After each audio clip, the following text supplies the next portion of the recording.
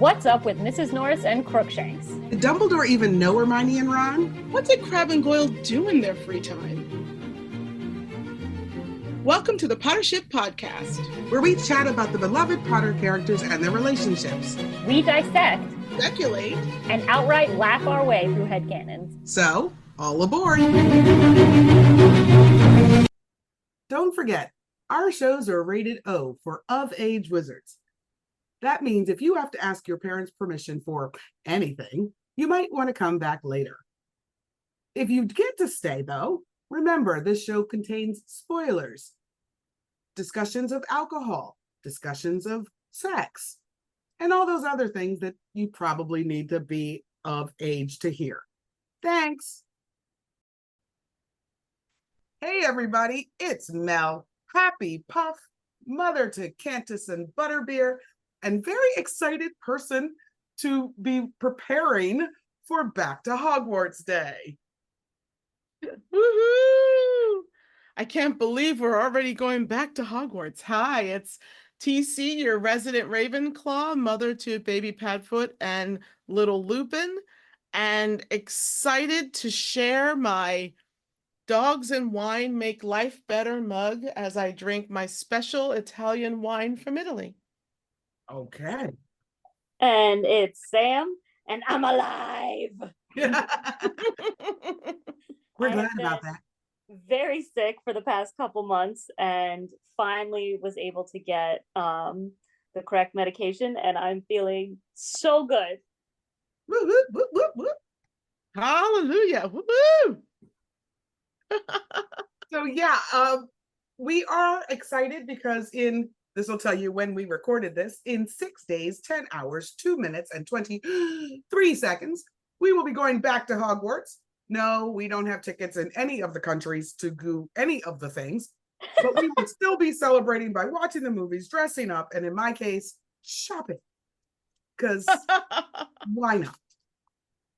Honestly, shopping is the greatest all-American sport. That's what I'm saying. Yeah, if you haven't done it recently, go on to the wizardingworld.com. There's a Back to Hogwarts link, and in every place where there's like any chance of celebrating stuff, they've posted events you can go to and contests you can win. And like there's all this cool stuff happening this year, which even New York City, which has never done anything, is letting an event happen in the train station. Oh my God, really? Right? Yeah. That's so what I'm exciting. saying. Like this is huge. I'm so wow. Yeah, I'm Is it a big year? It's not. It's just okay. Decided to go with it this year. I don't know. I'm glad you said that. Grand it would have been Central. Embarrassing if it was a big year, and I was like, "Is it a big year? What is it?" No, but they're doing this thing in Grand Central, like a whole event in Grand Central. Wow. Yeah, and every country has different things. They have this whole doc on here about like each of the different countries and what they're doing. I was this close to buying a ticket, and I was like, no, I can't justify it. And they're bringing, apparently all summer long, they've been bringing the movies back to the theater, and I didn't even notice. I didn't know that. I thought it was just starting. They've done it, started already? According to this, it started, let's see, that's Europe. Hold on, let me get to the US. August 23rd to 29th. Oh, so it started this week. Oh, okay. So I'm not so far behind. Cool. I was gonna say, because August 23rd was 2 days ago. But I also haven't seen anything advertised. I saw one thing that mentioned going back to the big screen in an email, but that was it, and it didn't have any dates. Anyways, go check out some fun events. We digress. The point being, go check out the fun stuff. Anyway. Well, I'm excited because, Sam, you did introduce yourself. See, the wine is working, y'all. You start drinking after. No. Right. No. We have never done that. Yeah. Yeah, you're right. What was I thinking? But I am excited to share quite a few cannonballs today. Yay! So Woo! I'm super, super psyched. Amy P did write to us with her thoughts on Sirius and Remus, the episode we did a little while back. Obviously, Amy P is just she has the best insights and ever. Rock But star. one of the things she did right that I wanted to share, it just broke my heart. It said, I think Remus went through his school days never entirely feeling like they're equal, and was perfectly okay with that due to his own insecurities.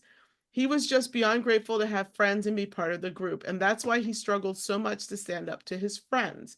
He loved them, could not fathom ever losing them, and didn't think he'd find anyone else again if he ever did, because deep down he thought himself not worthy of love, which broke my heart. But Oh my he then God. said, which I thought was really interesting, I think one reason Remus was so forgiving of Snape was because he could relate more to him than his friends.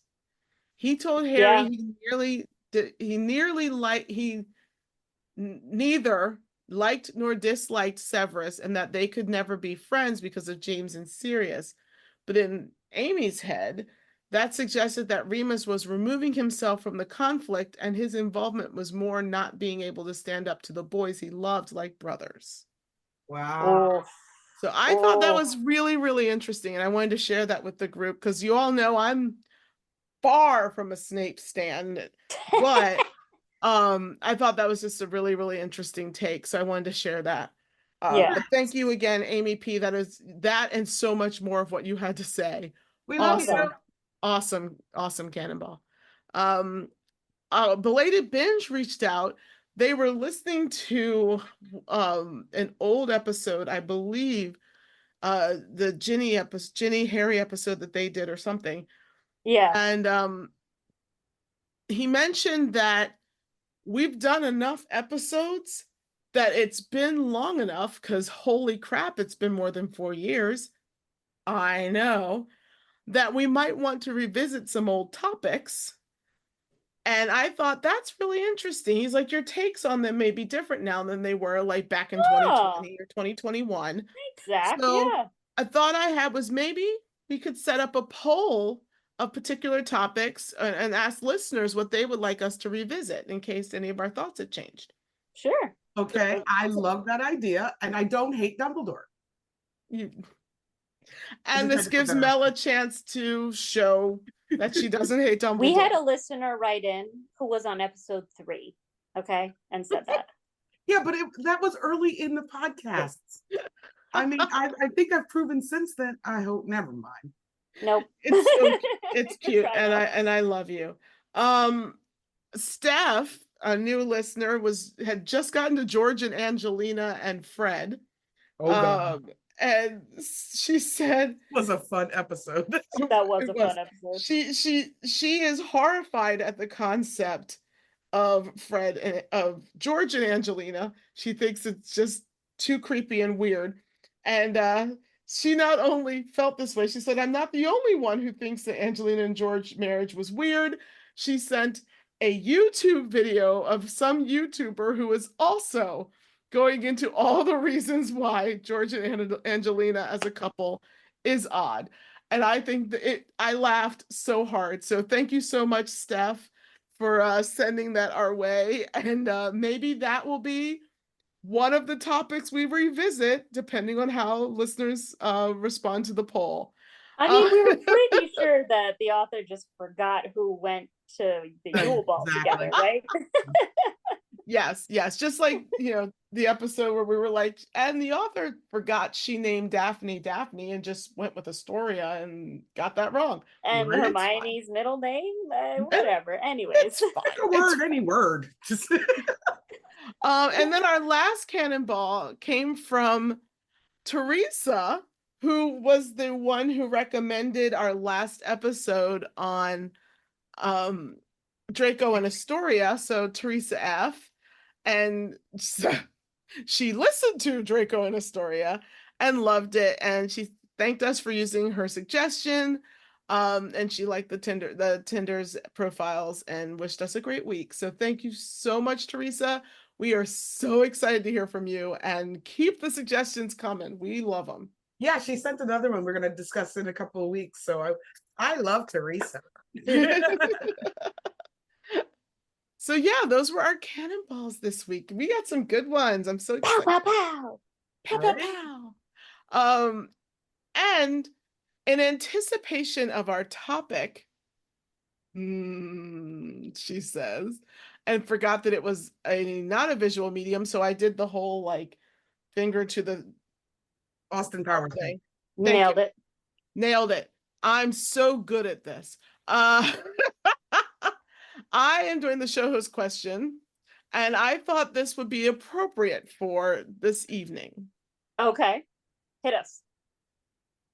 If you had to pick one of the Triwizard Dragons to battle for its egg, which would it be and why? The choices, of course, the Welsh Green, the Swedish Short Snout, the Chinese Fireball, or the Hungarian Horntail. The And the Swedish short short snout, for sure. I was gonna say short snout too. Yep. Okay, you guys get to choose. Who wants to say why first? I can say because Sweden. I had like it's so nice and everyone's just so kind to each other. And your other choices are the Chinese Fireball, which sounds terrifying, and the Hungarian Horntail, which is insanely spiky. And I just feel like the Swedish Short Snout and I would sit down and have a cup of tea and find a different way to work it out. See, and I went with it because Sweden, it's the one country that we know is sort of middle of the road, and I figure their dragon can't be that as vicious as other countries. On top of which, with a short snout, it probably can't fire fireballs and stuff as far. So I'm thinking, as long as I don't actually touch its eggs, we probably just get along. Wow. Well, the cheese stands alone once again because I was going Welsh Green. Why the Welsh Green? Because Wales, well, their flag is a dragon. It is. First of all, the Welsh are notoriously fiery people. Right. However, Conquerors. I somehow went in my brain with the Welsh Green would understand English commands, and I do not speak any other languages. So that is awesome. That's hysterical. Really where I went. How do you know that though? Well, they might not. They might because Wales has its own language, and I know that. But I'm hoping the Welsh Green, much like many people in Wales, will understand both languages. For your sake, I hope that you're right. I would like, and that is a very intelligent way to approach it. I would like to point out that in Game of Thrones, the dragons understand High Valyrian, which is practically a dead language. So the dragons probably only speak. What she's saying is good luck with that. Those were not Welsh Greens. Those were Valyrian dragons. Okay. I didn't pick Valyrian dragon. I picked Welsh Green. That's fair. And that was a perfect question for our topic tonight, which is Charlie Weasley and the Weasleys. Yeah. Which I think is a Wizard rock band. Right. 100%, because I have Barbie and the Rockers going through my head. Going Charlie and the Weasleys. Definitely Charlie and the Weasleys. I love this topic because we have discussed the Weasleys in various forms for all of the, did you say 4 years we've been doing this?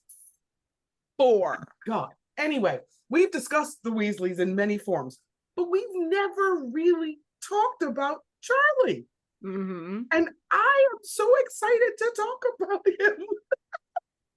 Especially because he gets so shafted by the movies. Right? So shafted. Dude, he's one of the siblings. And I don't know about you guys, but Charlie is the Weasley I most, because we know so little about him, I most wanted to know the most about him.